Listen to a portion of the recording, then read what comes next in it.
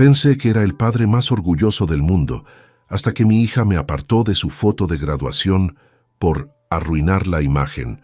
Lo que ella no sabía es que tenía 3 millones de euros guardados y estaba a punto de enseñarle una lección que nunca olvidaría.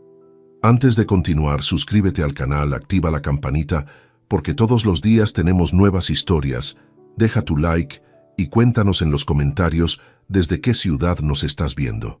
Me llamo Aurelio Morales Jiménez, tengo 62 años y durante toda mi vida he sido un hombre sencillo que se ganaba el pan con sus propias manos. Soy dueño de un pequeño taller mecánico en las afueras de Valencia, un negocio modesto pero honesto que me permitió mantener a mi familia durante más de 30 años. Mis manos siempre estuvieron manchadas de grasa. Mi ropa siempre olía a aceite de motor, pero nunca me avergoncé de ello porque sabía que cada euro que ganaba era fruto de mi esfuerzo y dedicación.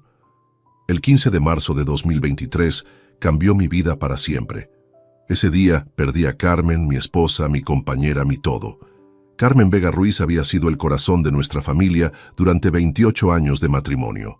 Ella trabajaba conmigo en el taller, llevando la contabilidad, atendiendo a los clientes y siendo mi apoyo incondicional en cada momento difícil. Era una mujer fuerte, inteligente, con una sonrisa que iluminaba hasta los días más grises. Los problemas cardíacos de Carmen comenzaron a manifestarse a finales de 2022. Los médicos nos dijeron que necesitaba una cirugía compleja, una operación que tenía sus riesgos, pero que era necesaria para salvar su vida. Recuerdo perfectamente la noche antes de la intervención, el 14 de marzo, cuando Carmen me tomó de las manos en la habitación del hospital y me reveló algo que cambiaría todo mi futuro. «Aurelio, mi amor», me dijo con esa voz suave que siempre me tranquilizaba. «Hay algo que nunca te he contado. Cuando mis padres murieron y vendimos la finca familiar en Castellón, el dinero que recibimos, bueno, fueron 3 millones de euros. Lo he guardado todos estos años en cuentas separadas, invirtiendo poco a poco, esperando el momento adecuado. Me quedé sin palabras. 3 millones de euros.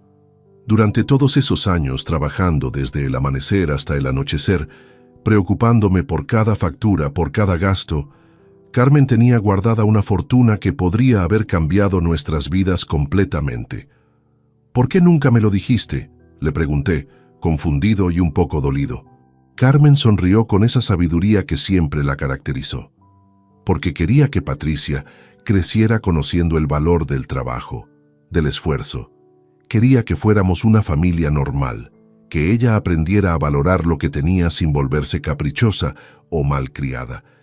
Pero ahora, si algo me pasa mañana, quiero que uses ese dinero sabiamente. Ayuda a Patricia cuando se case, cuando quiera abrir su propio bufete de abogados, pero hazlo solo si ella demuestra respeto y madurez. No le des nada si no lo merece, Aurelio. El dinero sin valores solo crea monstruos». Esas fueron prácticamente sus últimas palabras coherentes. La cirugía, que debía durar 4 horas, se complicó. Hubo complicaciones que los médicos no pudieron controlar, y Carmen nunca despertó. El 15 de marzo de 2023, a las 14:30 horas, mi vida se partió en dos. Patricia, nuestra hija de 28 años, quedó devastada. Desde pequeña había sido una niña cariñosa, aplicada en los estudios, siempre pegada a su madre. Carmen la había criado con valores sólidos, enseñándole la importancia del respeto, la humildad y el trabajo duro. Patricia estudiaba Derecho. Su gran sueño era convertirse en abogada, y tanto Carmen como yo habíamos hecho sacrificios enormes para pagar sus estudios en la universidad. Durante los primeros meses después de la muerte de Carmen, Patricia cayó en una depresión profunda. Apenas salía de su apartamento, había perdido el interés en sus estudios, y yo me preocupaba terriblemente por ella. Intenté acercarme, ofrecerle mi apoyo, pero ella se había vuelto distante conmigo también. Era como si la muerte de su madre hubiera creado un muro invisible entre nosotros. Fue en junio de 2023 cuando Patricia conoció a Diego Santamaría Ruiz. Diego tenía 30 años, trabajaba en una oficina como empleado administrativo y se presentó ante Patricia como su salvador emocional. Al principio me alegré de ver que mi hija comenzaba a sonreír de nuevo, que salía de casa, que parecía estar recuperando las ganas de vivir, pero pronto me di cuenta de que algo no estaba bien. Diego tenía una personalidad manipuladora que al principio no supe identificar. Comenzó sutilmente a alejar a Patricia de mí, sembrando comentarios sobre mi humilde origen como mecánico. «Tu padre es un buen hombre», le decía, «pero tú mereces algo mejor. Tienes que apuntar más alto en la vida». Poco a poco, Patricia comenzó a avergonzarse de mí, de mi trabajo, de nuestro pasado familiar. Los padres de Diego, Gonzalo y Remedios Santamaría, eran dueños de una tienda de electrodomésticos próspera en el centro de Valencia. No eran millonarios, pero tenían una posición económica más holgada que la mía, y nunca perdían oportunidad de recordármelo. En las pocas ocasiones en que coincidimos, siempre me trataron con esa condescendencia típica de quienes se creen superiores por tener algo más de dinero. En diciembre de 2023, Patricia y Diego se casaron en una ceremonia pequeña pero elegante. Yo pagué la mitad de los gastos de la boda, aunque nunca se lo dije a nadie. Quería que mi hija fuera feliz, y si Diego la hacía feliz, yo estaba dispuesto a aceptarlo, a pesar de las señales de alarma que veía. La transformación de Patricia fue gradual pero constante. La niña cariñosa que había sido se convirtió en una mujer fría, calculadora, que parecía haber olvidado de dónde venía. Siguiendo los consejos de Diego, comenzó a verme como un obstáculo para su ascensión social, como una vergüenza que debía ocultar. En enero de 2024, Patricia perdió su trabajo como asistente legal en un bufete pequeño. La empresa estaba pasando por dificultades económicas y tuvo que reducir personal. Fue entonces cuando, sin que ella lo supiera, comencé a ayudarla económicamente. Desde febrero de 2024 he estado pagando secretamente el 50% del alquiler de su casa, 800 euros mensuales que envío directamente al propietario para que Patricia no se entere de que la ayuda viene de mí. Mientras tanto, yo guardaba celosamente el secreto de la herencia de Carmen. 3 millones de euros que nadie, absolutamente nadie, sabía que existían. Carmen había sido muy clara en sus instrucciones. Ese dinero era para ayudar a Patricia, pero solo si ella demostraba respeto y madurez. Hasta ese momento no había visto ni una pizca de esas cualidades en mi hija. Los meses que siguieron a la boda de Patricia fueron reveladores de una manera que jamás imaginé. La muchacha dulce y considerada que había criado junto a Carmen parecía haber desaparecido por completo, reemplazada por alguien que apenas reconocía como mi propia sangre. Diego ejercía una influencia tóxica sobre Patricia que se hacía más evidente cada día. Durante las escasas visitas que me hacían, él monopolizaba las conversaciones con comentarios despectivos sobre mi profesión. «Suegro, usted debería considerar jubilarse pronto», me decía con esa sonrisa falsa que había aprendido a detestar. «Un hombre de su edad no debería seguir manchándose las manos con grasa. Patricia y yo podríamos ayudarle a encontrar algo más digno». La palabra digno salía de sus labios como si mi trabajo de toda la vida fuera algo vergonzoso. Yo, que había construido mi taller desde cero, que había trabajado 16 horas diarias para darle a Patricia la mejor educación posible, que había sacrificado vacaciones, comodidades y caprichos personales para que ella pudiera estudiar Derecho, ahora era visto como un estorbo para sus aspiraciones sociales. Patricia, por su parte, absorbía estas ideas como una esponja. Comenzó a evitar hablar de mí en sus círculos sociales, especialmente cuando estaba con los amigos de Diego o con sus suegros. En las pocas ocasiones en que me mencionaba, lo hacía de manera vaga, sin especificar mi profesión, como si fuera un secreto familiar que debía mantenerse oculto.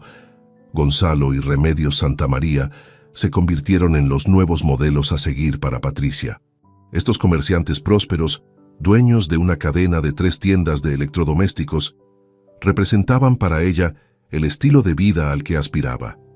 Remedios siempre vestía ropa cara, llevaba joyas llamativas y conducía un BMW último modelo que renovaba cada 2 años. Gonzalo alardeaba constantemente de sus contactos importantes en la ciudad, de las cenas en restaurantes caros, de los viajes a destinos exóticos. Lo que Patricia no sabía, y que yo observaba con claridad, era que estos mismos suegros que tanto admiraba eran tacaños hasta el extremo cuando se trataba de ayudar económicamente a la joven pareja. Habían contribuido con una cantidad simbólica para la boda, pero cuando Diego perdió días de trabajo por una lesión menor o cuando Patricia se quedó sin empleo, brillaron por su ausencia. Sus excusas eran siempre las mismas. Los jóvenes deben aprender a ser independientes, decía Remedios con aires de superioridad. Nosotros nos hicimos a nosotros mismos, ellos también pueden hacerlo. Mientras tanto, yo transfería silenciosamente 400 euros mensuales a la cuenta del propietario de la vivienda, donde residían Patricia y Diego. El alquiler total era de 800 euros, y sin mi contribución secreta, jamás habrían podido mantener esa casa de clase media en un barrio respetable de Valencia. Diego presumía ante sus amigos de poder permitirse esa vivienda con su salario de oficina, ignorando completamente que la mitad del costo provenía del bolsillo del mecánico pobre al que tanto despreciaba. La ironía de la situación me resultaba amarga pero instructiva. Patricia vivía cómodamente gracias a mi apoyo oculto, mientras que al mismo tiempo se avergonzaba de mí públicamente.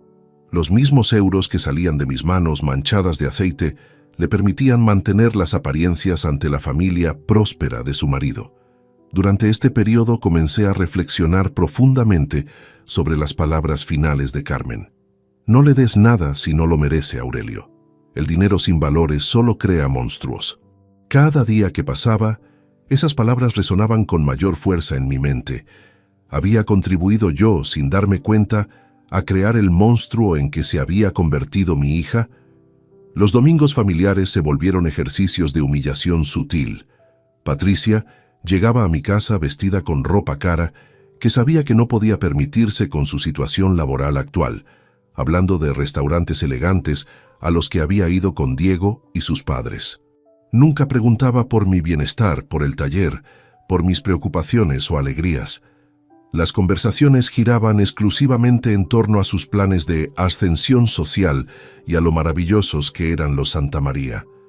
Diego había logrado convencer a Patricia de que merecía una vida mejor que la que había tenido conmigo.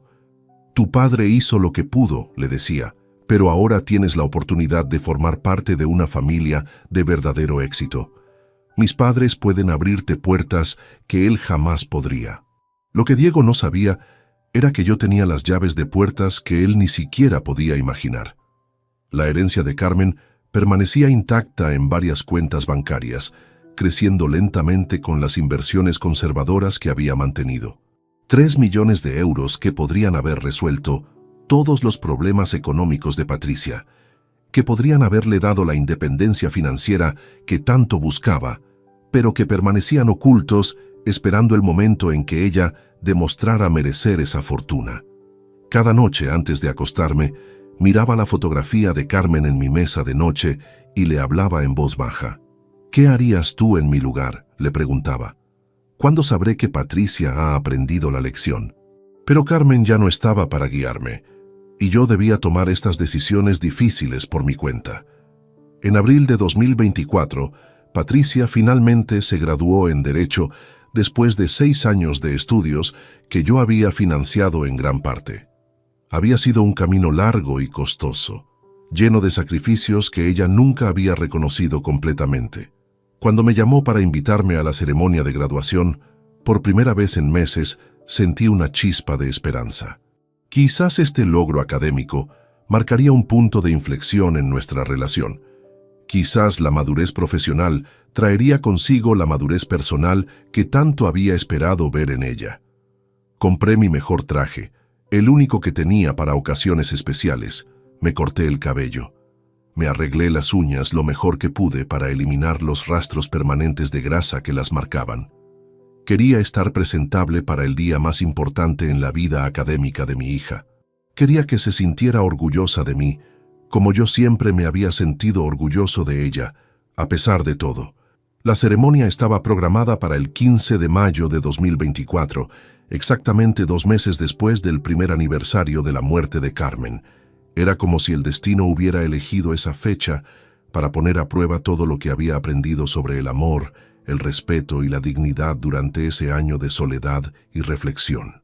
El 15 de mayo de 2024 amaneció con un cielo despejado y una brisa suave que parecía susurrar promesas de esperanza. Me levanté temprano, como siempre, pero ese día no fui al taller. Era el día de la graduación de Patricia, y nada en el mundo me impediría estar presente para celebrar este momento tan importante en su vida. Me preparé con especial cuidado. Me duché durante más tiempo del habitual, restregando mis manos con jabón industrial para eliminar hasta el último rastro de grasa que pudiera quedar bajo mis uñas.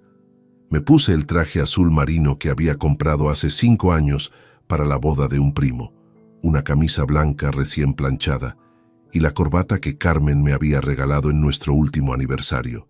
Me miré al espejo y aunque no era un hombre elegante según los estándares de los Santa María, me veía respetable y digno.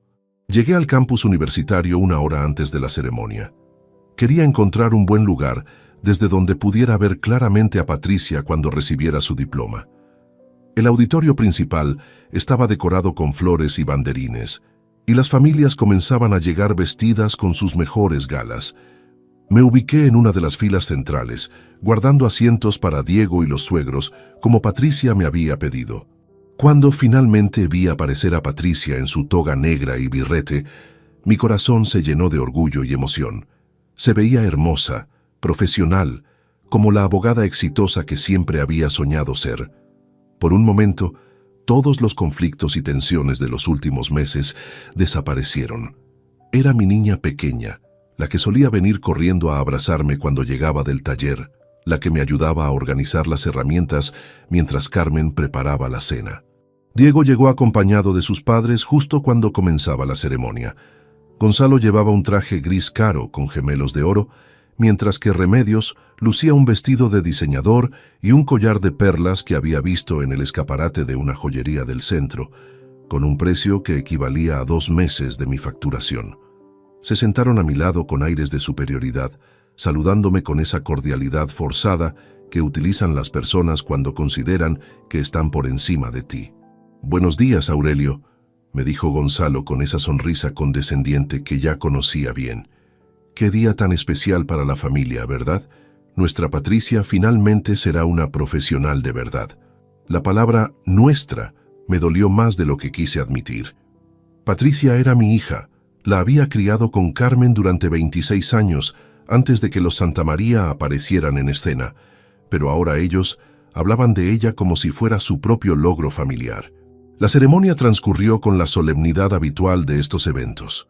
Uno por uno, los graduados fueron llamados al estrado para recibir sus diplomas. Cuando llegó el turno de Patricia, me puse de pie y aplaudí con todas mis fuerzas, gritando, «¡Esa es mi hija!», con el orgullo más genuino que había sentido en años. Varios padres a mi alrededor sonrieron, reconociendo en mi entusiasmo el mismo amor incondicional que ellos sentían por sus propios hijos.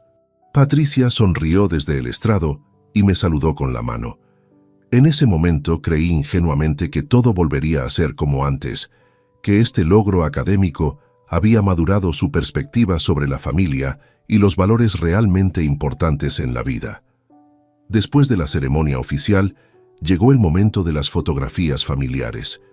Era tradición que cada graduado posara con su familia en diferentes ubicaciones del campus, creando recuerdos que durarían toda la vida. Me acerqué al grupo donde Patricia conversaba animadamente con otros recién graduados y sus familias, esperando mi turno para felicitarla personalmente. «¡Papá!», me gritó Patricia cuando me vio acercarme. «Ven, vamos a tomarnos fotos para recordar este día». Su entusiasmo parecía genuino, y por un momento pensé que todos mis temores habían sido infundados.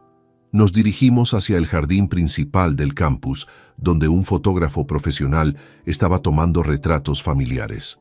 Diego caminaba junto a Patricia, rodeándola con el brazo posesivamente, mientras Gonzalo y Remedios los seguían comentando sobre lo distinguida que se veía su nuera. Yo caminaba unos pasos detrás, sintiéndome parte del grupo familiar. El fotógrafo organizó la primera toma. Patricia en el centro, Diego a su derecha, los padres de él detrás, y yo me preparé para ubicarme a la izquierda de mi hija. Fue entonces cuando ocurrió algo que jamás olvidaré mientras viva. «Papá, espera», me dijo Patricia extendiendo la mano para detenerme justo cuando me acercaba al grupo. «Creo que sería mejor si te quedas ahí por un momento. Es que... bueno, vas a estropear un poco la imagen con esa ropa». Sus palabras me golpearon como un puñetazo en el estómago. Me quedé paralizado, sin saber cómo reaccionar. Mi propia hija me estaba apartando de la fotografía del día más importante de su vida académica. Diego, lejos de defender la inclusión de su suegro, se rió abiertamente de la situación. «Sí, suegro, mejor nos tomamos primero algunas fotos más elegantes. Después podemos hacer otras más informales donde usted también aparezca». Su tono era burlón, como si estuviera hablando con un niño pequeño que no entiende las reglas de los adultos. Gonzalo añadió su comentario con esa voz pomposa que tanto lo caracterizaba. «Además, deberíamos llamar a algunos amigos importantes que están aquí. Sería una lástima desperdiciar la oportunidad de una foto con gente influyente». Remedios asintió vigorosamente. «Exacto, Diego. Tu padre conoce al decano de la facultad y a varios abogados prestigiosos que están por aquí. Patricia debería aprovecharse de estos contactos desde el primer día de su carrera profesional». Varias familias cercanas observaban la escena con curiosidad mal disimulada. Algunos padres me miraban con expresiones de compasión, reconociendo la humillación que estaba sufriendo. Otros simplemente desviaban la mirada, incómodos por presenciar un momento tan doloroso entre padre e hija. El fotógrafo, un hombre mayor que claramente había trabajado en muchas graduaciones, me miró con simpatía profesional. «Señor, ¿prefiere esperar a que terminen esta serie o regresa más tarde?», me preguntó discretamente, tratando de minimizar mi incomodidad. «Quédate ahí, papá», me dijo Patricia sin mirarme directamente a los ojos. «En unos minutos hacemos más fotos, ¿vale?». Su voz sonaba forzada, como si estuviera cumpliendo con una obligación molesta. Me alejé unos metros y me senté en un banco cercano, observando cómo mi hija posaba feliz y relajada con la familia de su marido. El contraste era evidente. Con ellos se mostraba natural, elegante, orgullosa. Sin mí en la imagen, el grupo se veía equilibrado según sus nuevos estándares sociales. Durante los siguientes 30 minutos, observé cómo Patricia se tomó docenas de fotografías con diferentes combinaciones de personas. Con Diego, con los suegros, con amigos de la universidad, con profesores, con compañeros de clase. Cada grupo parecía más importante que el anterior, cada pose más elaborada y cuidada. Yo permanecí sentado en ese banco, sintiendo cómo cada minuto que pasaba confirmaba una realidad que había tratado de negar durante meses. Mi propia hija se avergonzaba de mí. El hombre que había sacrificado todo por su educación, que había trabajado turnos dobles para pagar sus libros universitarios, que había renunciado a sus propios sueños para hacer realidad los de ella, ahora era considerado un obstáculo para su imagen pública. Finalmente, cuando ya habían terminado con todas las fotografías importantes, Patricia se acercó a mí con una sonrisa forzada. «Ahora sí, papá, vamos a tomarnos algunas fotos juntos». Pero el daño ya estaba hecho. El mensaje había sido enviado y recibido con cristalina claridad. Esas fotografías finales conmigo fueron las más falsas y dolorosas de toda mi vida. Patricia posaba con una sonrisa mecánica, manteniendo cierta distancia corporal como si mi presencia la contaminara. Diego permanecía cerca, consultando constantemente su teléfono móvil, evidentemente aburrido y ansioso por terminar con esa obligación familiar. Los Santamaría habían desaparecido discretamente, alegando que tenían una cena importante con contactos profesionales de Patricia. El fotógrafo, un profesional experimentado que había presenciado todo tipo de dinámicas familiares, trabajaba eficientemente, pero sin el entusiasmo que había mostrado durante las sesiones anteriores. Era evidente que reconocía la tensión del momento y simplemente quería completar su trabajo sin causar más incomodidad. «Sonríe más natural, papá», me decía Patricia entre dientes, como si fuera culpa mía que las imágenes se vieran forzadas. «Relájate un poco, que pareces incómodo». La ironía de sus palabras me resultaba casi cómica. Por supuesto que me veía incómodo. Acababa de ser relegado públicamente por mi propia hija al final de la fila de prioridades familiares.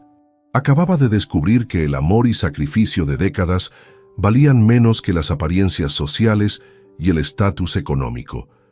Después de 10 minutos de poses artificiales, Patricia declaró que ya teníamos suficientes fotografías. «Perfecto, papá. Ya tenemos unos bonitos recuerdos del día», dijo mientras guardaba rápidamente su teléfono en el bolso. «Ahora Diego y yo tenemos que irnos. Sus padres nos han invitado a celebrar en el restaurante El Palacio Real. Ya sabes, ese lugar tan exclusivo del centro». El Palacio Real era efectivamente uno de los restaurantes más caros y prestigiosos de Valencia. Una cena para 4 personas allí podía costar fácilmente 300 euros, una cantidad que representaba casi la mitad de los ingresos semanales de mi taller. Por supuesto, yo no estaba invitado a esa celebración. Era demasiado humilde para ese ambiente elegante. «¿Y no hay espacio para uno más?», pregunté, aunque ya conocía la respuesta. No lo pregunté porque realmente quisiera ir. Lo pregunté para confirmar hasta qué punto había sido excluido de la vida de mi hija. Patricia intercambió una mirada rápida con Diego antes de responder. «Es que ya hicieron la reserva para 4 personas, papá, y además creo que te sentirías un poco fuera de lugar. Es un ambiente muy formal, con gente del mundo legal, ya sabes». Su explicación sonaba ensayada, como si hubiera anticipado esta conversación. Diego añadió su comentario con esa sonrisa falsa que había perfeccionado. «Suegro, además usted debe estar cansado después de todo el día. Mejor váyase a casa a descansar. Ya celebraremos en otra ocasión en un lugar más apropiado para toda la familia». La palabra apropiado resonó en mis oídos como una bofetada. Un lugar apropiado para mí sería, presumiblemente, algún bar de barrio o una pizzería económica, lugares que estuvieran a la altura de mis limitados estándares sociales. «Está bien», respondí simplemente. «Que disfruten la cena». No quise dar el espectáculo de rogar por una invitación que claramente no era deseada. Mantuve mi dignidad intacta, aunque por dentro me sentía destrozado. Patricia me dio un beso rápido en la mejilla, el tipo de beso superficial que das a un conocido lejano, no a tu padre. «Te llamo mañana, papá. Gracias por venir a la graduación». Sus palabras sonaban como si estuviera despidiendo a un invitado de compromiso. Los observé alejarse hacia el aparcamiento, donde los Santamaría los esperaban junto a su flamante Mercedes-Benz gris metalizado. Gonzalo había cambiado su traje de la ceremonia por uno aún más elegante para la cena. Remedios lucía ahora un vestido de noche que probablemente costaba más que mi facturación mensual completa. Cuando el Mercedes desapareció por la avenida principal del campus, me quedé solo en el jardín universitario, rodeado de otras familias que continuaban celebrando y tomando fotografías. El contraste era devastador. Padres orgullosos abrazando a sus hijos graduados, abuelos llorando de emoción, hermanos bromeando y riendo juntos. Yo era el único que había sido abandonado después de cumplir mi función de aparecer en la ceremonia. Caminé lentamente hacia mi viejo Renault Clio, un vehículo de 12 años que mantenía en perfecto estado mecánico, pero que evidentemente no estaba a la altura de los estándares estéticos de mi hija. Mientras conducía de regreso a casa, mi mente comenzó a procesar realmente lo que había ocurrido durante esas 3 horas. No era solo el tema de las fotografías, era todo un patrón de comportamiento que había estado negando durante meses. Patricia me había convertido en una vergüenza familiar, en algo que debía ser ocultado o minimizado ante sus nuevas conexiones sociales. El hombre que había trabajado 70 horas semanales para financiar sus estudios universitarios, ahora era considerado un obstáculo para su imagen profesional. Llegué a mi casa, una vivienda modesta pero bien mantenida en un barrio de clase trabajadora, y me senté en el sofá donde solía pasar las tardes con Carmen. La fotografía de mi esposa me observaba desde la repisa, y por primera vez en meses le hablé en voz alta. «Carmen, amor mío», le dije, sintiendo cómo las lágrimas comenzaban a brotar de mis ojos. «Creo que nuestra niña se ha perdido completamente. Ya no reconozco a la hija que criamos juntos. Se ha convertido en alguien que valora más las apariencias que el amor verdadero». Era como si Carmen pudiera escucharme desde donde estuviera. Sus palabras finales regresaron a mi mente con una claridad absoluta. «No le des nada si no lo merece, Aurelio. El dinero sin valores solo crea monstruos». Por primera vez desde su muerte, entendí completamente lo que Carmen había querido decir. No se refería solo a dar dinero irresponsablemente. Se refería a dar amor, apoyo y sacrificio a alguien que no los valoraba, a alguien que los daba por sentado mientras buscaba algo mejor en otra parte. Me levanté del sofá y fui a mi oficina casera, donde guardaba todos los documentos importantes. Saqué los extractos bancarios de las cuentas, donde reposaba la herencia de Carmen. 3.120.000 euros, para ser exactos. Una fortuna que podría haber resuelto todos los problemas económicos de Patricia, que podría haberle dado la independencia financiera que tanto buscaba. Pero ahora entendía por qué Carmen había insistido en mantener esa fortuna en secreto durante todos esos años. Había entendido intuitivamente que el dinero fácil podría corromper el carácter de nuestra hija, que podría convertirla en el tipo de persona que valora el estatus por encima de la sustancia. Patricia había fracasado en la prueba más importante de todas, la prueba del respeto y la lealtad familiar. Había elegido avergonzarse de sus raíces en lugar de honrarlas. Había decidido que sus nuevas conexiones sociales eran más valiosas que el amor incondicional de su padre. Miré el reloj, las 7 de la tarde. Sabía que mi amigo Martín Delgado, el abogado, estaría en su oficina terminando algunos casos. Martín había sido compañero de estudios de Carmen en la universidad, antes de que ella decidiera abandonar la carrera de Derecho para casarse conmigo. Había sido testigo de nuestra boda, padrino del bautizo de Patricia, y la persona que había ayudado a Carmen a estructurar legalmente su herencia secreta. Tomé el teléfono y marqué su número. Era hora de que Patricia aprendiera que las acciones tienen consecuencias, que el respeto no es opcional en una relación familiar y que el amor verdadero a veces requiere decisiones difíciles y dolorosas. «Martín», le dije cuando contestó la llamada, «necesito que hablemos urgentemente. Es sobre Patricia y sobre algunas decisiones que tengo que tomar. ¿Puedes recibirme esta noche en tu oficina?» Martín Delgado Torres aceptó verme esa misma noche en su despacho del centro de Valencia. Había algo en mi voz que le indicó la urgencia de la situación.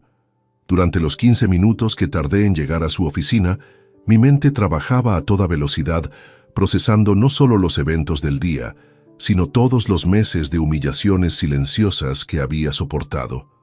El bufete de Martín ocupaba la tercera planta de un edificio histórico en la calle Colón. Era un hombre de 60 años, elegante pero sin afectaciones, que había construido su reputación profesional sobre la base del trabajo serio y la discreción absoluta.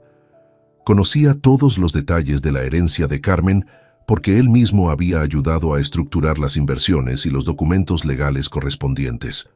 «Aurelio», me dijo nada más verme entrar, «tienes aspecto de haber pasado por una guerra emocional. Cuéntame qué ha ocurrido». Me senté frente a su escritorio de caoba y le relaté paso a paso los acontecimientos de la graduación.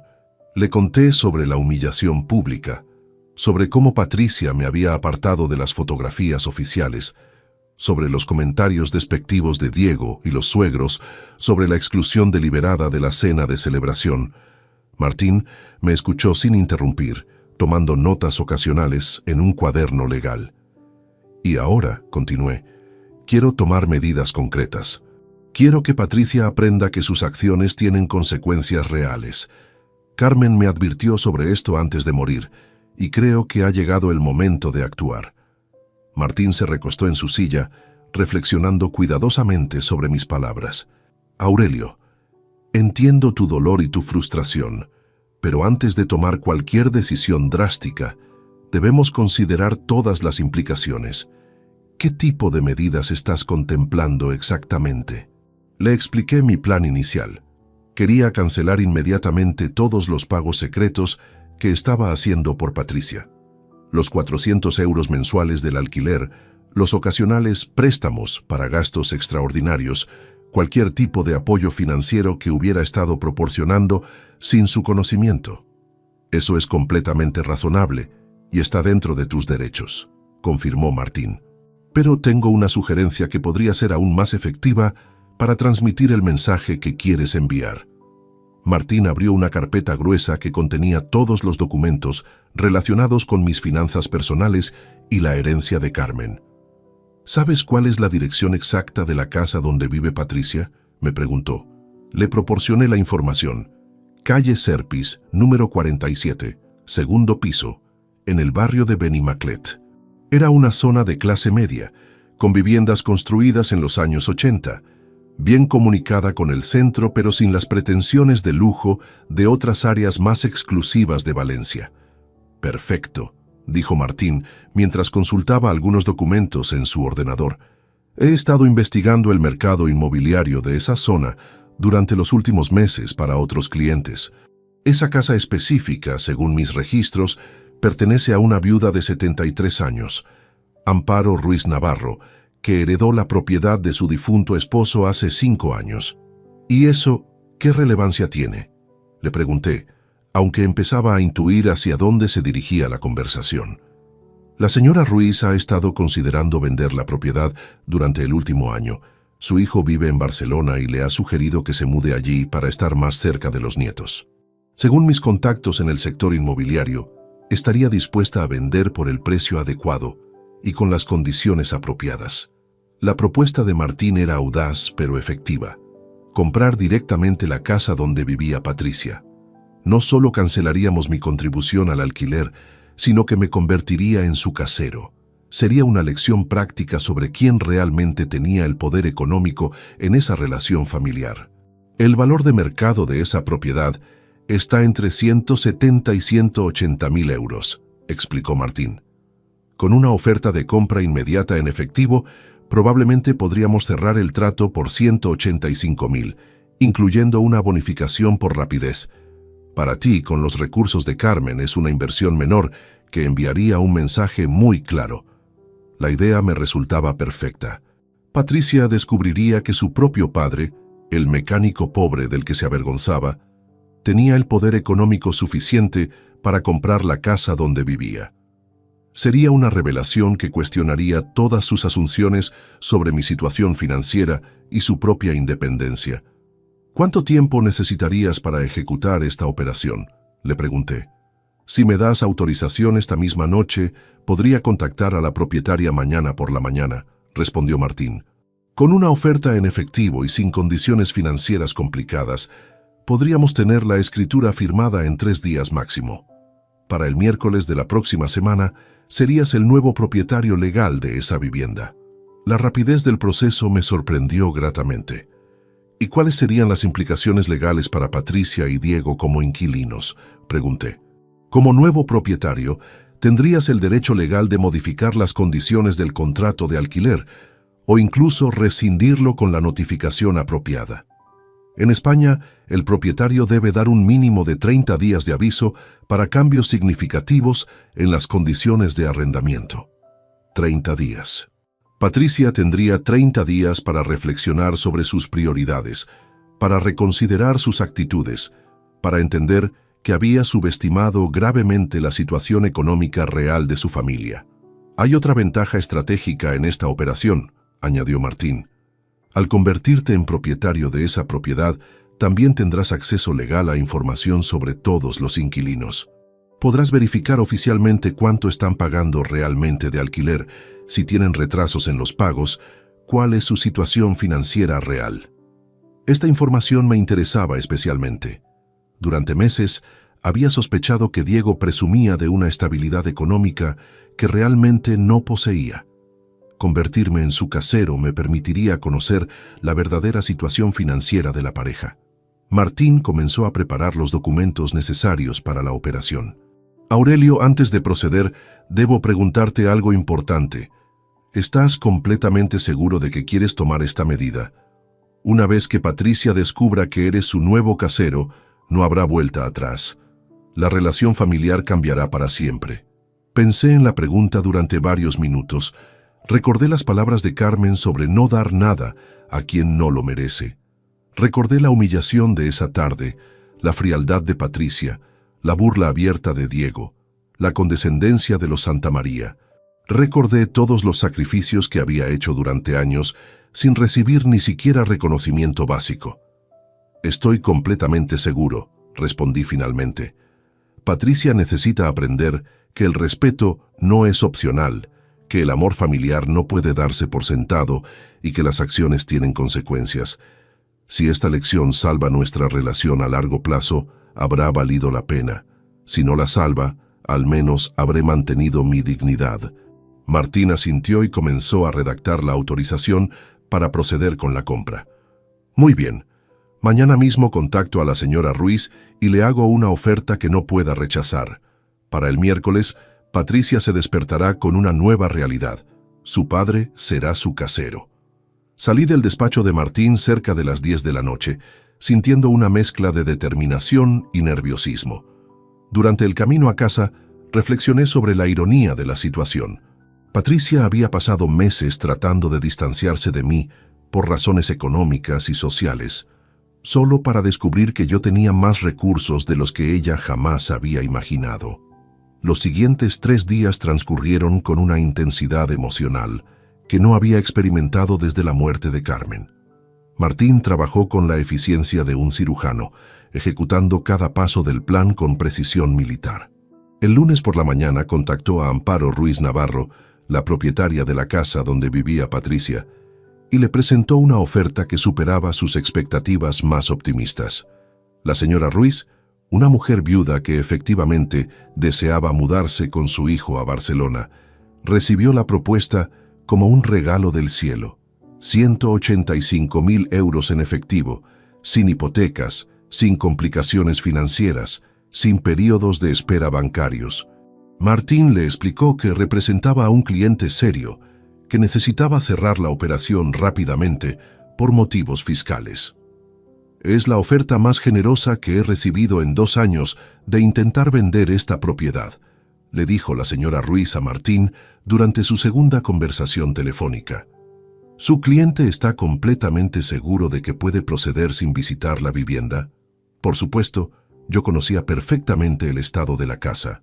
Había visitado a Patricia docenas de veces durante el último año. Había observado cada detalle de la distribución. Había evaluado silenciosamente el mantenimiento y las posibles mejoras necesarias. Era una propiedad sólida, bien conservada, en una ubicación deseable. Como inversión inmobiliaria tenía sentido económico independientemente de las motivaciones emocionales. El martes por la tarde, Martín me citó en su oficina para firmar todos los documentos preliminares. La transferencia bancaria de 185.000 euros se ejecutó desde una de las cuentas donde reposaba la herencia de Carmen. Era una cantidad significativa, pero representaba apenas el 6% de los recursos totales disponibles. Aurelio, me dijo Martín mientras organizaba los papeles, he contactado a la administración de fincas que gestiona el edificio. Según sus registros, Patricia y Diego han estado pagando 800 euros mensuales puntualmente durante los últimos 14 meses. No tienen retrasos, pero tampoco tienen ahorros adicionales depositados como garantía. Esta información confirmaba mis sospechas. La pareja vivía exactamente al límite de sus posibilidades económicas. Sin mi contribución secreta de 400 euros mensuales, jamás habrían podido mantener esa vivienda. Diego ganaba aproximadamente 1.200 euros netos mensuales como empleado administrativo, mientras que Patricia, desempleada desde enero, no contribuía con ingresos regulares. ¿Cuál será mi estrategia como nuevo propietario?, le pregunté a Martín. Legalmente tienes varias opciones, respondió consultando sus notas. Puedes mantener las condiciones actuales del contrato por el período restante. Puedes proponer modificaciones en los términos o puedes ejercer tu derecho de recuperación del inmueble con el aviso legal correspondiente de 30 días. Decidí optar por la tercera opción. No quería ser cruel innecesariamente, pero necesitaba que Patricia entendiera la gravedad de sus acciones.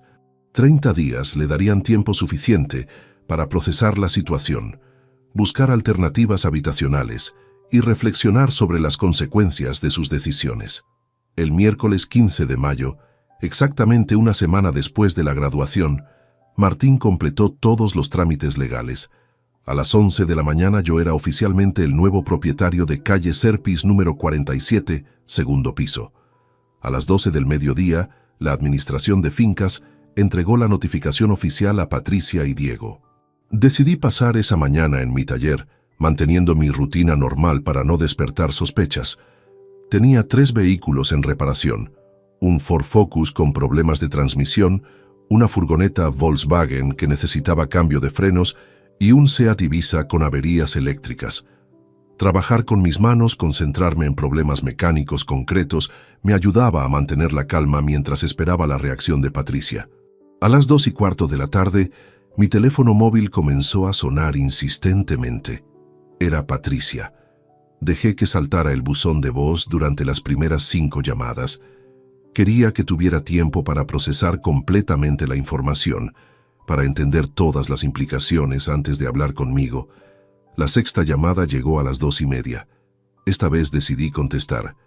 ¿Papá? La voz de Patricia sonaba quebrada, confundida, al borde del pánico. Papá, ¿puedes hablar? Necesito preguntarte algo muy importante. Dime, Patricia, respondí con el tono más neutral que pude conseguir. Papá, acabo de recibir una notificación de la Administración de Fincas. Dicen que la casa donde vivimos ha sido vendida y que el nuevo propietario quiere recuperar el inmueble. Dicen que tenemos 30 días para mudarnos. Su voz temblaba con cada palabra. ¿Y qué tiene que ver eso conmigo?, pregunté, aunque por supuesto conocía la respuesta. Hubo una pausa larga antes de que Patricia respondiera. Papá, el documento dice que el nuevo propietario se llama Aurelio Morales Jiménez. Eres tú, ¿verdad? La pregunta colgó en el aire durante varios segundos. Podía escuchar su respiración agitada a través del teléfono. Podía imaginar su cara de shock y confusión. Sí, Patricia, soy yo. Pero, ¿cómo es posible? ¿De dónde has sacado el dinero para comprar una casa de 185.000 euros? Tú eres mecánico, trabajas en un taller.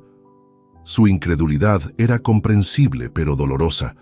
Durante todos esos años, Patricia había asumido que conocía perfectamente mi situación económica, que me había catalogado correctamente como un trabajador de recursos limitados.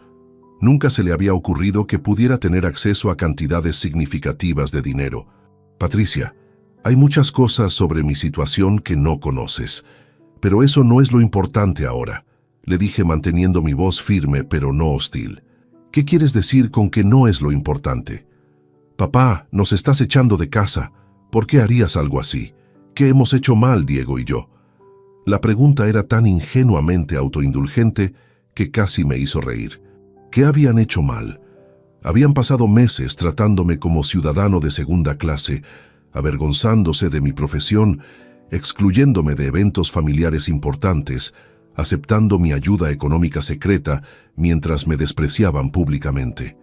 Patricia, creo que sabes exactamente qué habéis hecho mal, y si no lo sabes, entonces esta situación te dará tiempo para reflexionar sobre ello.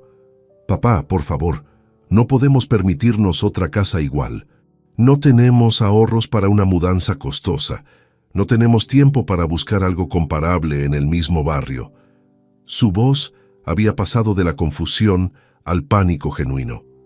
Quizás deberías hablar con los padres de Diego, le sugerí. Por lo que tengo entendido, son personas de recursos prósperos. Seguramente podrán ayudaros en esta situación difícil. Hubo otra pausa larga. Patricia sabía tan bien como yo que Gonzalo y Remedios Santamaría jamás moverían un dedo para ayudarlos económicamente, a pesar de toda su pretendida prosperidad y sus ínfulas de superioridad social. Papá, esto no puede ser definitivo. Tiene que haber alguna forma de resolver esta situación. Somos familia, ¿no? ¿No podemos hablar como personas adultas? Por supuesto que podemos hablar como personas adultas, Patricia, pero las conversaciones entre adultos requieren respeto mutuo, algo que claramente no has considerado importante en nuestra relación durante los últimos meses. Colgué el teléfono sin esperar su respuesta. Mi corazón latía rápidamente, pero me sentía más tranquilo de lo que había estado en semanas. Por primera vez en mucho tiempo, había tomado control activo de una situación que me estaba causando dolor. El teléfono volvió a sonar inmediatamente. Esta vez era Diego. La voz de Diego al teléfono tenía un tono completamente diferente al que había usado conmigo durante todos estos meses. Ya no era condescendiente ni burlona. Era la voz de un hombre desesperado, enfrentando una crisis que no había anticipado. «Suegro, necesitamos hablar urgentemente», me dijo sin preámbulos. «¿Podemos vernos esta tarde? Esto es una situación que podemos resolver entre hombres adultos». La palabra «suegro» sonaba extraña en su boca. Durante meses había evitado llamarme así, prefiriendo referencias más distantes como Aurelio, o simplemente evitando dirigirse a mí directamente. Ahora, enfrentando la pérdida de su vivienda, súbitamente recordaba los vínculos familiares. «No veo qué hay que resolver, Diego», le respondí. «He comprado una propiedad como inversión inmobiliaria. Como nuevo propietario, tengo derecho legal a recuperar el inmueble. Todo está perfectamente documentado y dentro de la legalidad. Pero, suegro, usted sabe que nosotros no podemos permitirnos una mudanza repentina. Patricia está buscando trabajo. Yo tengo gastos fijos. Necesitamos tiempo para reorganizarnos económicamente».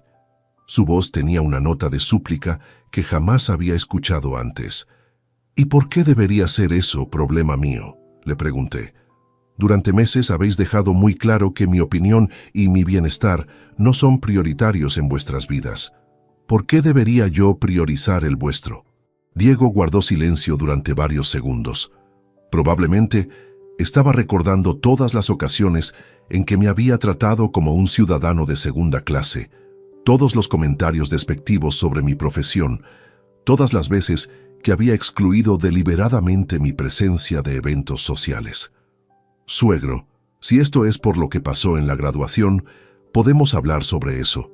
Quizás hubo un malentendido, quizás Patricia no se expresó de la mejor manera». Su tono era conciliatorio, pero sonaba forzado. «No hubo ningún malentendido, Diego. Las intenciones fueron perfectamente claras. Vuestra actitud hacia mí ha sido consistente durante meses. La graduación simplemente fue la culminación pública de un patrón de comportamiento que ya conocía muy bien. Pero, suegro, nosotros siempre lo hemos respetado. Patricia habla de usted con cariño, siempre dice lo orgullosa que está de tener un padre trabajador». Sus palabras sonaban desesperadas y completamente desconectadas de la realidad. Me reí amargamente. «Diego, por favor, no insultes mi inteligencia. Sé exactamente cómo habláis de mí cuando no estoy presente. Sé que os avergonzáis de mi profesión, de mi ropa, de mi estatus social. Lo que no sabíais es que tengo recursos económicos que nunca habéis sospechado». Esta última frase pareció golpearlo como un puñetazo. «Recursos económicos. ¿Qué quiere decir? ¿De dónde ha sacado 185.000 euros para comprar una casa? Eso no es asunto tuyo, Diego. Lo importante es que los tengo y que puedo usarlos como mejor me parezca». Decidí no revelar nada sobre la herencia de Carmen. Esa información era demasiado valiosa para compartirla con alguien que había demostrado tan poco respeto hacia mí. «Suegro, seamos realistas. Patricia es su hija.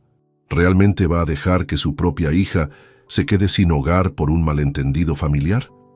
Diego estaba jugando la carta emocional, apelando a mi instinto paternal. «Patricia no se va a quedar sin hogar. Tiene 30 días para encontrar una alternativa. Además, tiene unos suegros prósperos que seguramente estarán encantados de ayudarla en esta situación difícil. ¿No es así?». Otro silencio largo. Diego sabía tan bien como yo que sus padres jamás ofrecerían ayuda económica real. Toda su pretendida prosperidad era puramente cosmética, diseñada para impresionar pero no para apoyar. «Mis padres», Bueno, ellos tienen sus propias obligaciones financieras. La tienda requiere mucha inversión, tienen gastos importantes. Sus excusas sonaban patéticas. ¿Así? Los mismos padres que presumen de cenas en restaurantes caros, de coches nuevos, de joyas costosas. Los mismos padres que consideran que tienen mejor presencia que yo para las fotografías familiares. Mi voz se endurecía con cada palabra. Suegro, por favor, seamos prácticos. ¿Qué quiere realmente de nosotros? ¿Qué podemos hacer para resolver esta situación? Diego había abandonado completamente las excusas y ahora buscaba una negociación directa. Quiero respeto, Diego. Respeto genuino, no fingido por desesperación. Quiero que Patricia reconozca que ha cometido errores graves en cómo me ha tratado. Quiero que ambos entendáis que el amor familiar no puede darse por sentado. Está bien, está bien. Patricia puede disculparse. Podemos hablar sobre lo que pasó en la graduación. Podemos aclarar las cosas. Su voz sonaba cada vez más desesperada. Las disculpas forzadas por las circunstancias no tienen valor, Diego. Si Patricia quiere disculparse, tendrá que hacerlo porque realmente entiende lo que ha hecho mal, no porque necesita un lugar donde vivir. Decidí terminar la conversación antes de que se volviera más patética. Tienes 30 días, Diego. Usa ese tiempo sabiamente y la próxima vez que necesites algo de alguien, recuerda tratarlo con el respeto que merece desde el principio. Colgué el teléfono y volví a concentrarme en mi trabajo. El Ford Focus necesitaba una reparación complicada en la caja de cambios, un trabajo que requería precisión y paciencia. Era exactamente el tipo de tarea que necesitaba para mantener mi mente ocupada. Durante las siguientes 2 horas, trabajé en silencio, desarmando y examinando cada componente de la transmisión. Era un trabajo meticuloso, pero encontraba paz en la concreción de los problemas mecánicos. A diferencia de los problemas familiares, las averías de los coches tenían soluciones claras y objetivas. A las 5 de la tarde, mi teléfono volvió a sonar. Esta vez era Gonzalo Santamaría. Aurelio, me dijo con esa voz pomposa que conocía tan bien, creo que necesitamos tener una conversación de hombre a hombre sobre esta situación absurda con la casa. ¿Situación absurda? Repetí. ¿Qué tiene de absurdo que un propietario ejerza sus derechos legales sobre su propia propiedad? Vamos, Aurelio, no te hagas el tonto. Sabemos que esto es una venganza por lo que pasó en la graduación. Es una reacción exagerada de un hombre herido en su orgullo. Su tono era condescendiente, como si estuviera hablando con un niño caprichoso. ¿Venganza? No, Gonzalo. Esto es educación. Vuestra familia, incluyendo a mi hija, necesita aprender que las acciones tienen consecuencias. ¿Educación? ¿Echando a tu propia hija de su casa? Eso no es educación, eso es crueldad. Gonzalo estaba tratando de hacerme sentir culpable, apelando a conceptos distorsionados de la moral familiar. La crueldad fue humillar públicamente a tu suegro en el día más importante de la vida académica de su hija. La crueldad fue tratarme como un ciudadano de segunda clase durante meses. La crueldad fue aceptar mi ayuda económica secreta mientras me despreciaban abiertamente. Esta última revelación pareció sorprender a Gonzalo. ¿Qué ayuda económica secreta? Durante más de un año he estado pagando la mitad del alquiler de Patricia y Diego. 400 euros mensuales que enviaba directamente al propietario para que ellos pudieran mantener esa vivienda que tanto les gustaba. Hubo un silencio total al otro lado de la línea. Gonzalo estaba procesando la información de que el mecánico pobre al que tanto había despreciado había estado subsidiando la vida cómoda de su hijo y su nuera. El silencio de Gonzalo se prolongó durante casi medio minuto. Podía imaginar su cara procesando la información de que durante todo este tiempo había estado menospreciando al hombre que realmente sostenía económicamente a su hijo y nuera.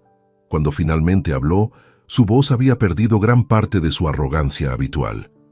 Aurelio, si eso es cierto, entonces hay cosas que no sabíamos. Quizás hemos malinterpretado la situación. Su tono ahora era cauteloso, casi diplomático. No habéis malinterpretado nada, Gonzalo. Habéis actuado exactamente según vuestros prejuicios y vuestro clasismo. La única diferencia es que ahora sabéis que vuestros prejuicios estaban equivocados. Mira, Aurelio, seamos adultos en esta situación.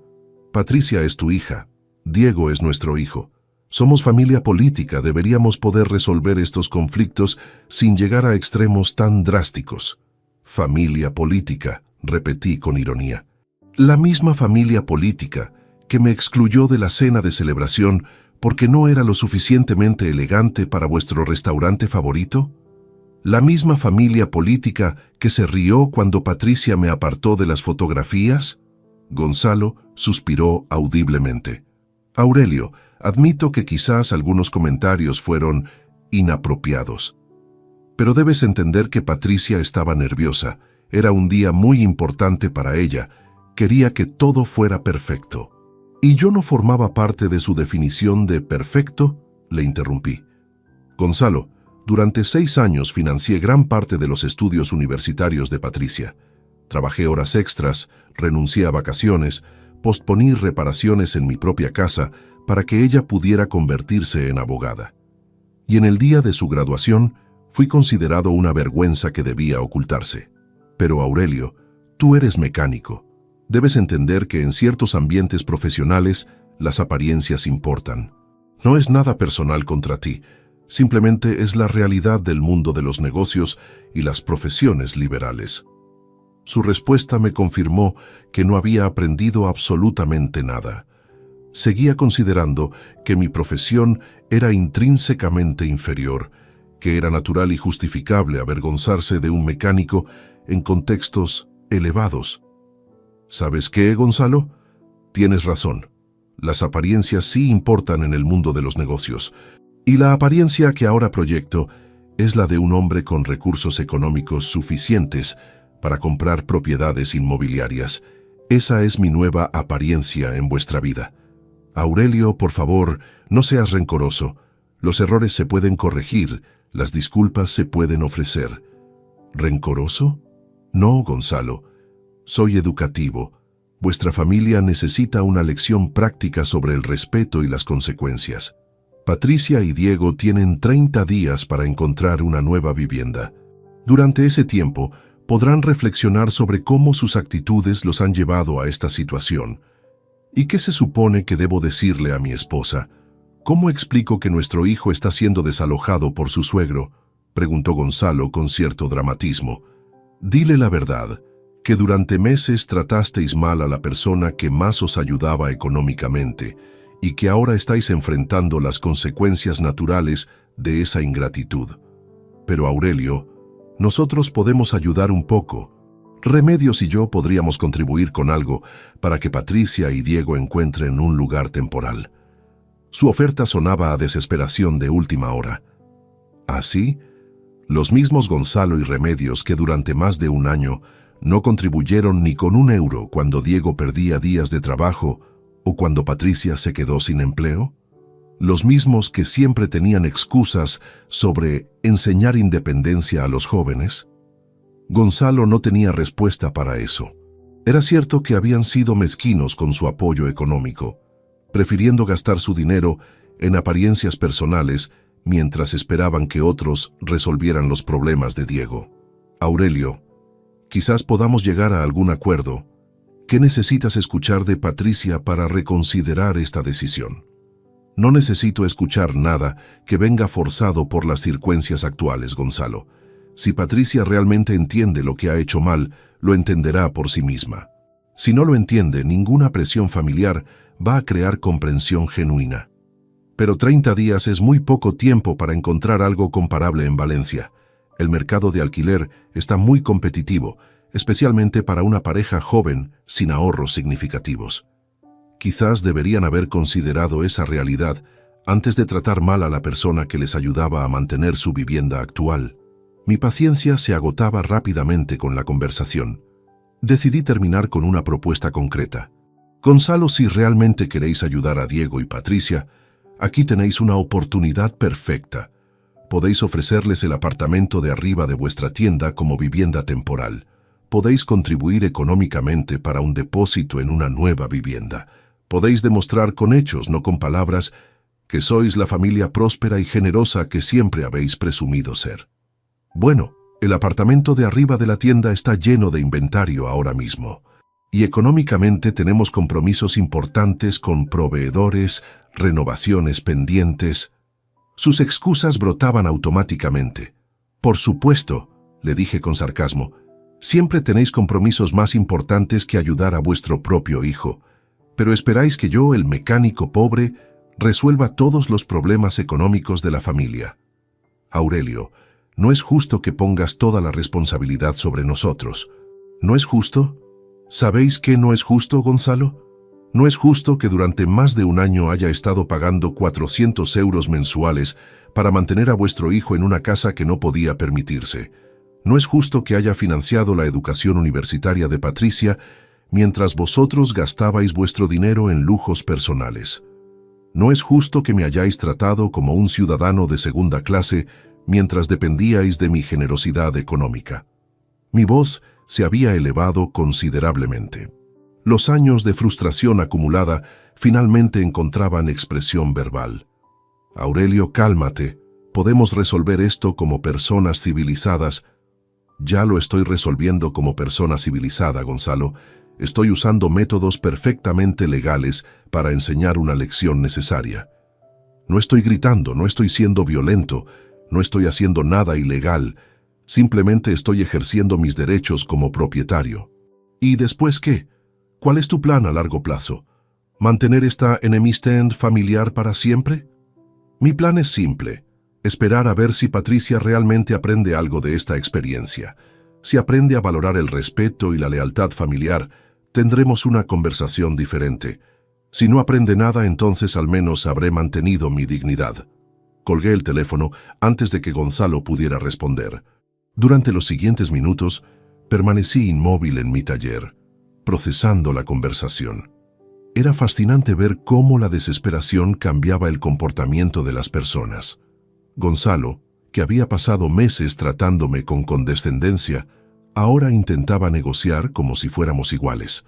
Mi teléfono sonó nuevamente. Esta vez era Patricia, y su voz sonaba completamente diferente. Ya no era la confusión o el pánico de las llamadas anteriores. Era algo más profundo. Era el sonido de alguien que finalmente comienza a entender la magnitud real de la situación. «Papá», dijo Patricia con una voz que apenas reconocí.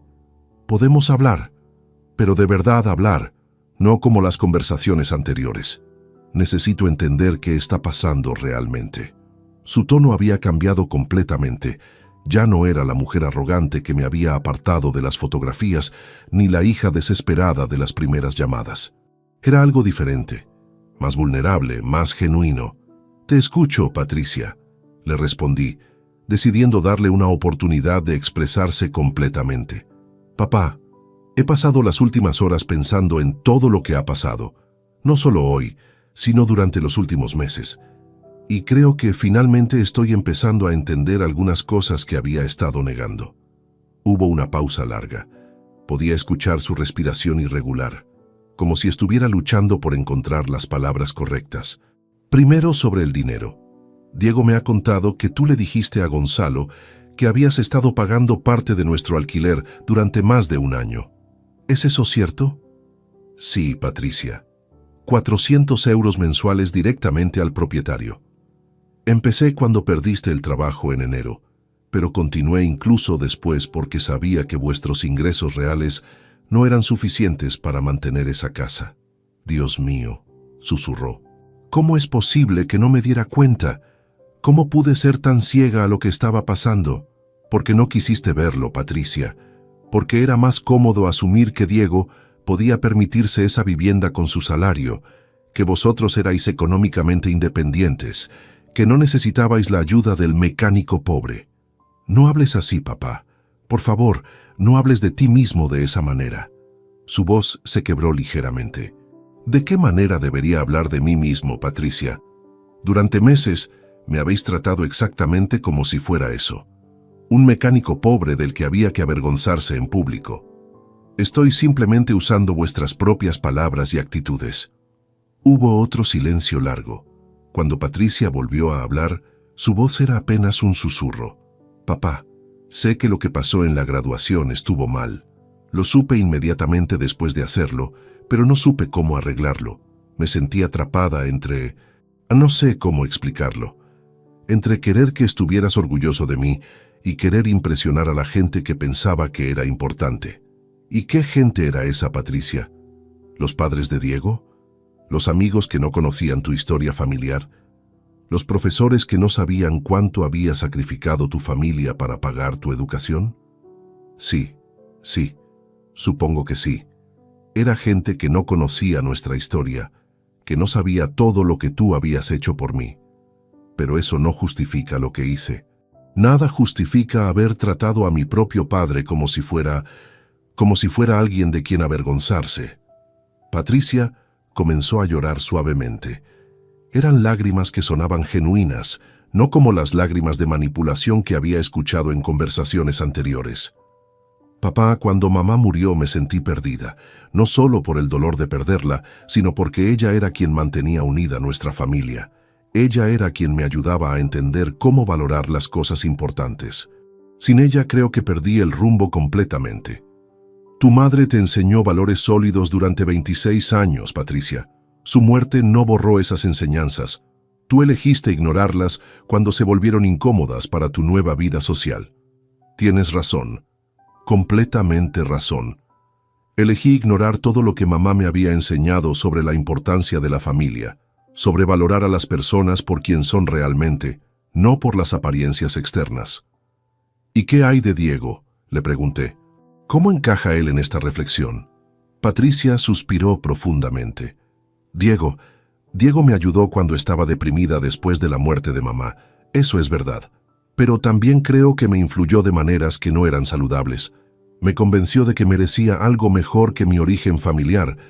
Me hizo sentir que debía aspirar a un estatus social más alto. ¿Y ahora qué piensas de esa filosofía? Ahora creo que es una filosofía horrible y destructiva. ¿Qué significa algo mejor? ¿Mejor que un padre que trabajó 16 horas diarias para pagar mi educación? ¿Mejor que un hombre que sacrificó sus propios sueños para hacer realidad los míos? No hay nada mejor que el amor incondicional y el sacrificio genuino. Sus palabras sonaban sinceras, pero yo había aprendido a ser cauteloso con las emociones expresadas bajo presión extrema. Patricia, aprecio lo que me estás diciendo, pero necesito que entiendas algo importante. Estas reflexiones están llegando solo después de que hayas descubierto que tengo más recursos económicos de los que pensabas. ¿Habrías llegado a estas mismas conclusiones si yo siguiera siendo en tu mente el mecánico pobre sin poder económico? La pregunta la dejó sin habla durante varios minutos. Era una pregunta difícil, pero necesaria. No lo sé, admitió finalmente. Honestamente, no lo sé. Quizás tengas razón en que necesitaba este shock para realmente entender lo que había estado haciendo. Quizás soy tan superficial que solo puedo respetar a alguien cuando descubro que tiene dinero. Esa es una respuesta muy honesta, Patricia. Y el hecho de que puedas admitir esa posibilidad ya es un progreso significativo. Papá, sé que no tengo derecho a pedirte nada después de cómo te he tratado. ¿Pero hay alguna forma de que puedas darnos más tiempo? No para evitar las consecuencias de mis acciones, sino para que pueda demostrarte que realmente he aprendido algo de esta experiencia. ¿Qué tipo de demostración tienes en mente?, le pregunté. No lo sé exactamente todavía, pero quiero encontrar una forma de reparar el daño que he causado a nuestra relación. Quiero encontrar una forma de honrar la memoria de mamá comportándome como ella me enseñó. Quiero recuperar a mi padre. Patricia, recuperarme como padre no es cuestión de tiempo adicional en la casa. Es cuestión de cambios fundamentales en cómo me ves, cómo me tratas, cómo valoras nuestra relación familiar. Lo sé, lo entiendo completamente, pero ¿puedes al menos considerar la posibilidad de que soy capaz de esos cambios? ¿Puedes darme una oportunidad de demostrar que la hija que criaste junto a mamá todavía existe dentro de mí? Su petición era emotiva y parecía genuina, pero yo había aprendido durante este proceso que el amor paternal no debía confundirse con la tolerancia ilimitada hacia el comportamiento irrespetuoso. Patricia, Voy a ser muy claro contigo. Los 30 días de aviso van a continuar según lo programado. Vais a tener que buscar una nueva vivienda. Vais a tener que aprender a vivir sin mi apoyo económico secreto. Vais a tener que enfrentar las consecuencias reales de vuestras decisiones. Entiendo, dijo con voz resignada. Pero continué. Eso no significa que nuestra relación esté terminada permanentemente. Si durante los próximos meses demuestras cambios genuinos en tu actitud, en tus valores, en cómo tratas a la familia, entonces podremos reconstruir nuestra relación sobre bases más sólidas y respetuosas. ¿Qué tipo de cambios necesitas ver?, preguntó. Eso, Patricia, es algo que vas a tener que descubrir por ti misma. Si te digo exactamente qué hacer, entonces solo estarás siguiendo un guión para conseguir lo que quieres. Los cambios genuinos tienen que venir de tu propia comprensión de lo que está mal y de tu propio compromiso de corregirlo. Los 30 días que siguieron a esa conversación fueron reveladores de maneras que nunca habría anticipado.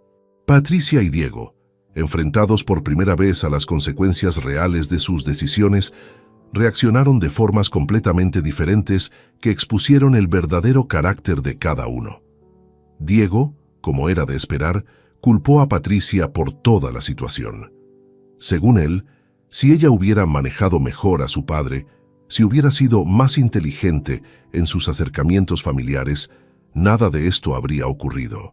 Su respuesta a la crisis fue buscar culpables externos en lugar de reflexionar sobre su propio comportamiento. «Tu padre está loco», le decía a Patricia en conversaciones que yo ocasionalmente escuchaba cuando llamaban desde el teléfono fijo de la casa.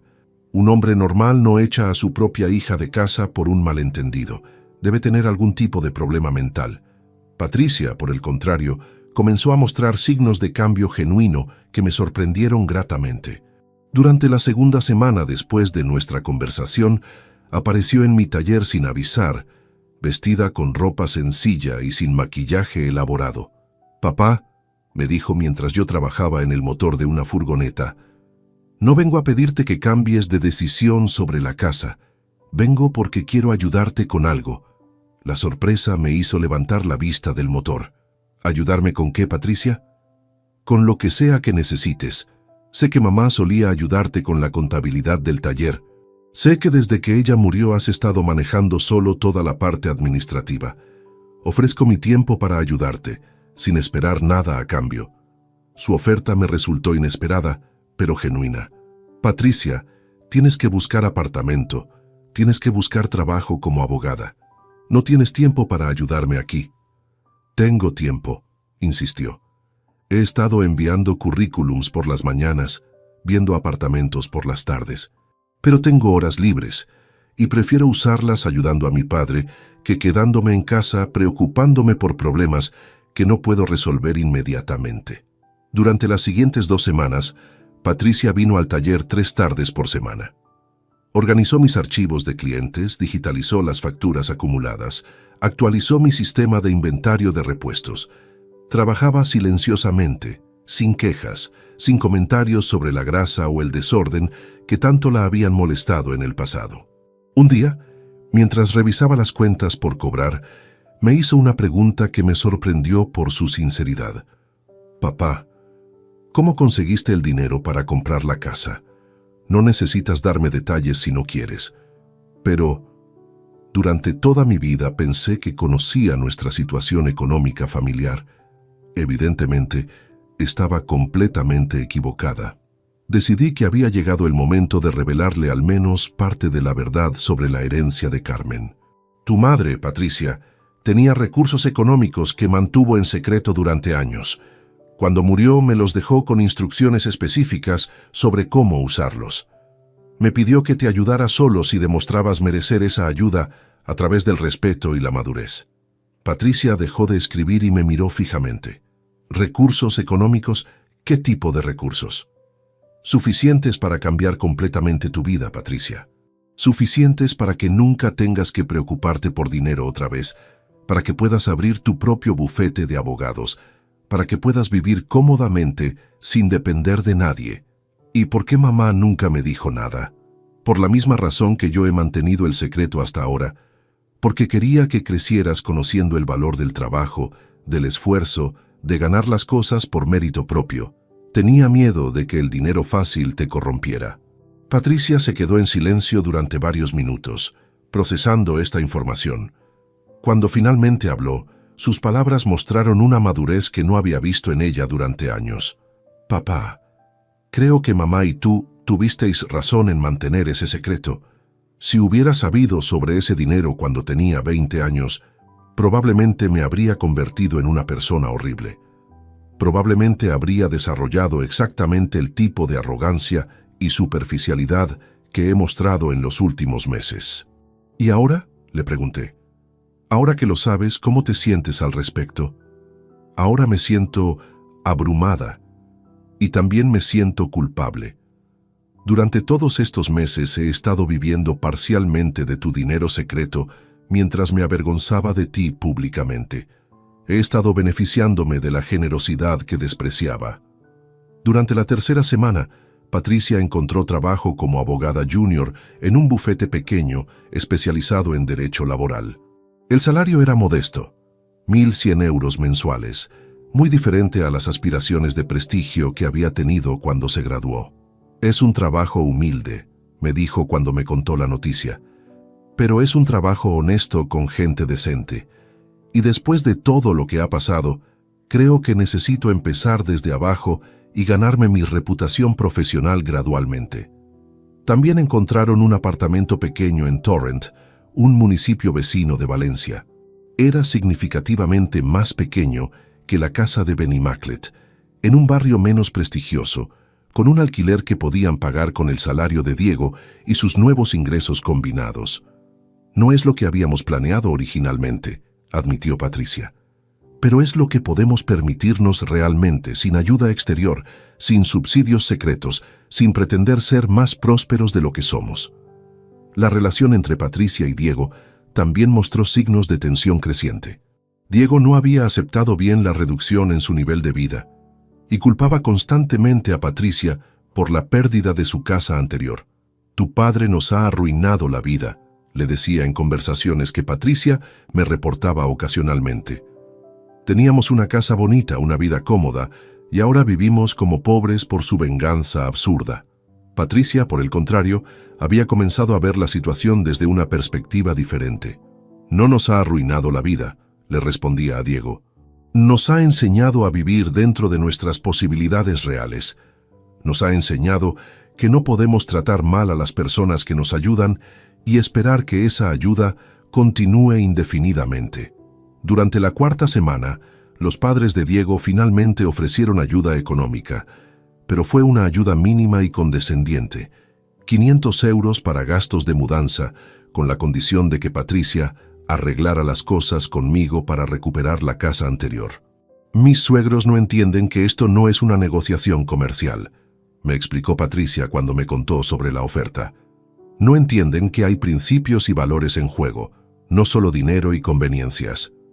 El día 14 de junio, exactamente 30 días después de la notificación oficial, Patricia y Diego se mudaron oficialmente de la casa de calle Serpis. Patricia vino a verme esa tarde, después de completar la mudanza. Papá, me dijo, quería agradecerte por esta lección. Sé que suena extraño agradecer a alguien por echarte de casa, pero creo que era exactamente lo que necesitaba para entender algunas verdades importantes sobre mí misma. ¿Qué tipo de verdades?, le pregunté. Que había perdido el rumbo completamente después de la muerte de mamá, que había desarrollado valores superficiales y materialistas, que había tratado terriblemente a la persona que más me había ayudado en la vida, y que necesitaba empezar de nuevo, construir mi carácter desde bases más sólidas. Patricia hizo una pausa y me miró directamente a los ojos. Papá, sé que probablemente tardaré meses, quizás años, en demostrar que estos cambios son genuinos y permanentes, pero quiero que sepas que estoy comprometida con ese proceso. Quiero recuperar a mi padre, pero más importante, quiero recuperar a la persona que mamá me enseñó a ser. 6 meses después del día de la graduación, que cambió nuestras vidas para siempre, me encuentro reflexionando sobre cómo las decisiones más difíciles a veces producen los resultados más valiosos. Es una tarde de noviembre y estoy sentado en mi taller después de cerrar, observando cómo la luz del atardecer se filtra a través de las ventanas manchadas de grasa que Carmen solía limpiar cada sábado.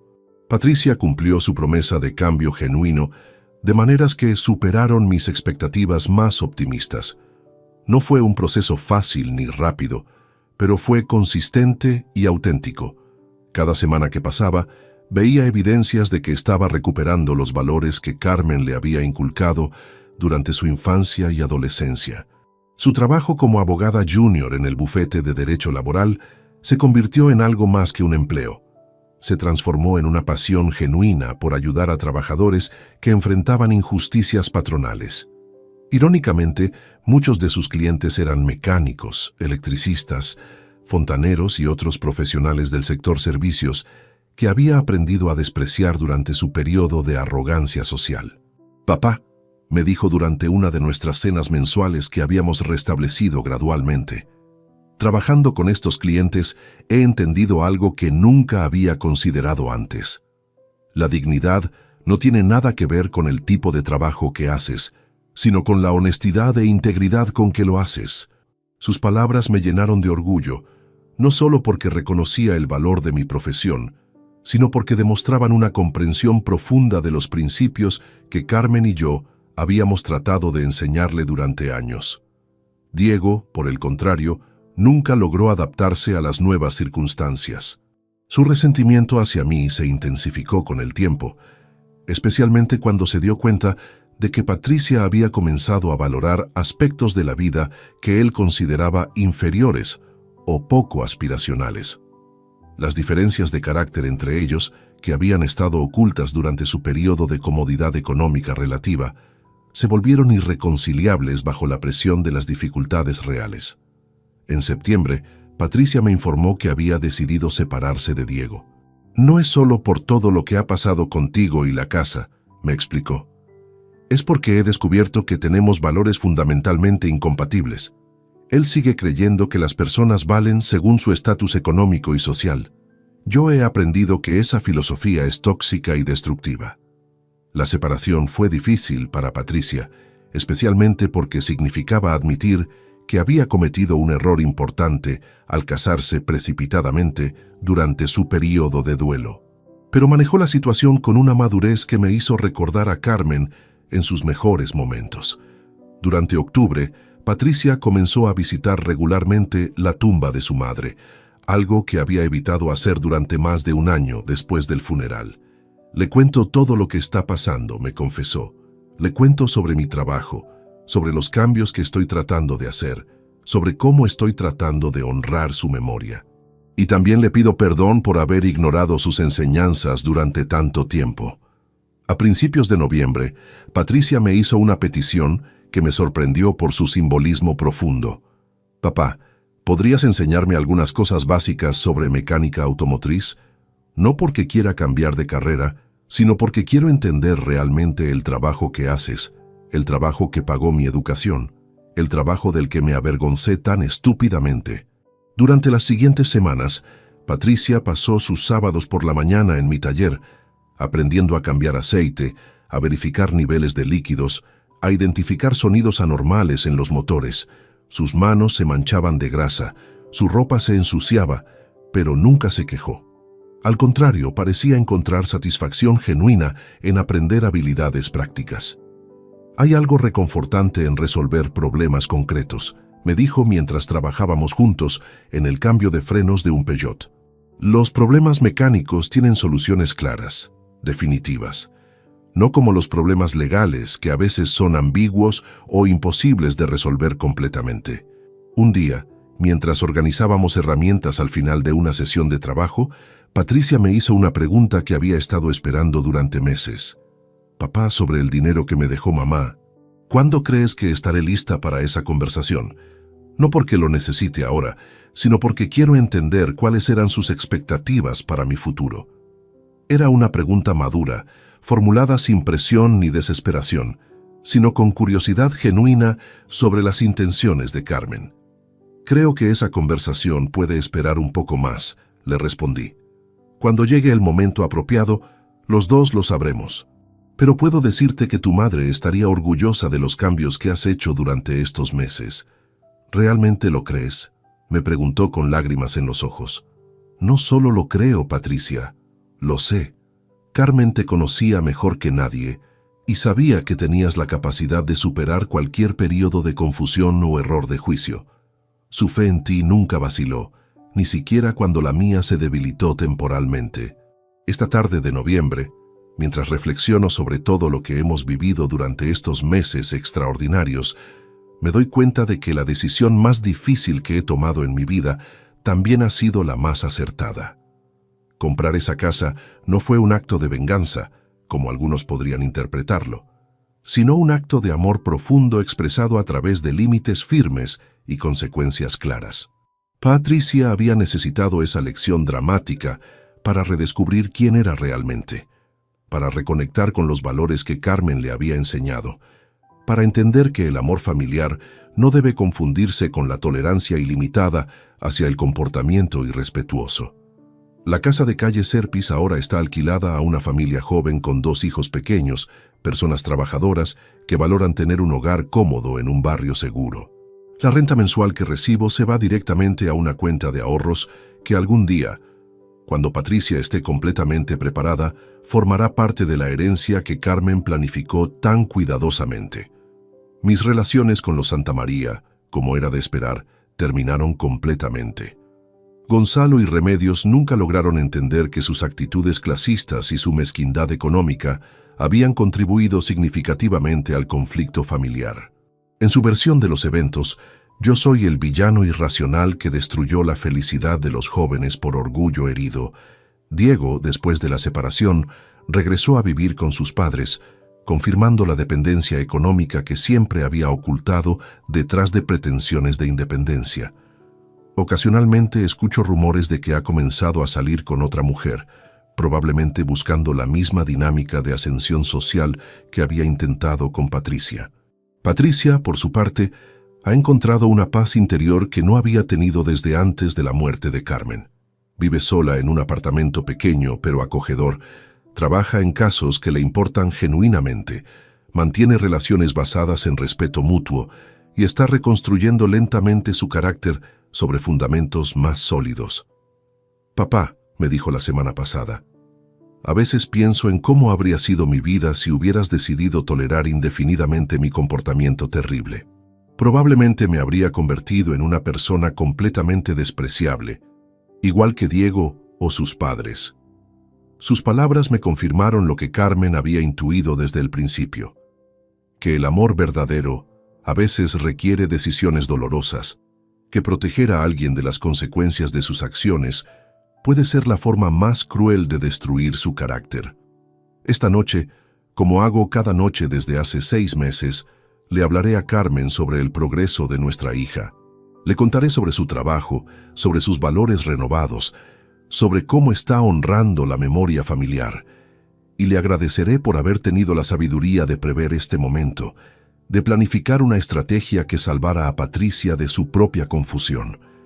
El amor paternal, he aprendido, no consiste en dar todo lo que nuestros hijos quieren, sino en darles lo que realmente necesitan para convertirse en personas dignas de respeto. A veces, eso significa decir no. A veces significa establecer límites firmes. Y a veces, significa tomar decisiones que temporalmente nos convierten en los villanos de sus historias, con la esperanza de que algún día comprendan que lo hicimos porque los amábamos demasiado como para verlos destruirse a sí mismos.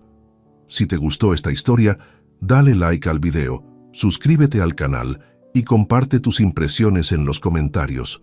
Para escuchar la próxima historia, haz clic en la caja de la izquierda. Gracias por vernos.